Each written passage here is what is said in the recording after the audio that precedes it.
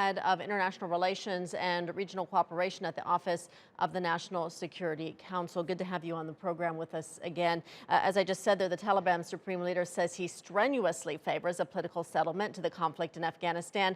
Despite the group continuing its offensive across the nation, do you believe he's sincere? Well, thank you for asking the right question. That's really the important question we've been asking ourselves for many, many years now, because guess what?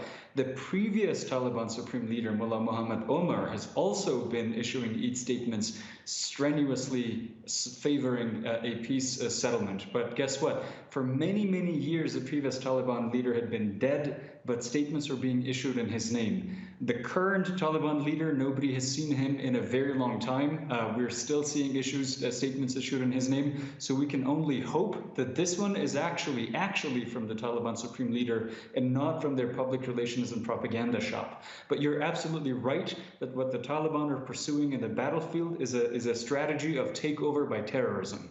And so what we in the Afghan government judge the Taliban's seriousness for peace is not by the propaganda they spew, but by the actions they take on the battlefield. And by the actions they're taking, it does not appear that they're even remotely interested in peace.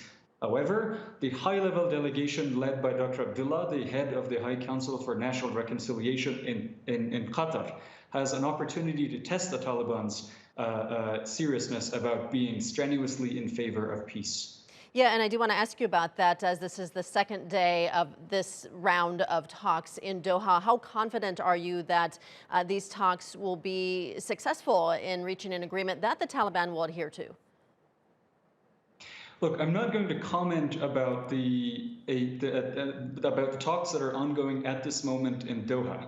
But what I am going to tell you is that the Taliban leadership, so-called Hibatullah's statement, has actually come at the right time, because it offers us a natural experiment to gauge Taliban's seriousness, even as our two negotiating teams, one from the Islamic Republic of Afghanistan, extremely high level and empowered to make important decisions, and the other from the Taliban's so-called negotiating team, could have an opportunity to make a breakthrough. Will they? Whether they do that depends on how strenuously their so-called leader, who has not been seen in public for many, many months now, really favors peace.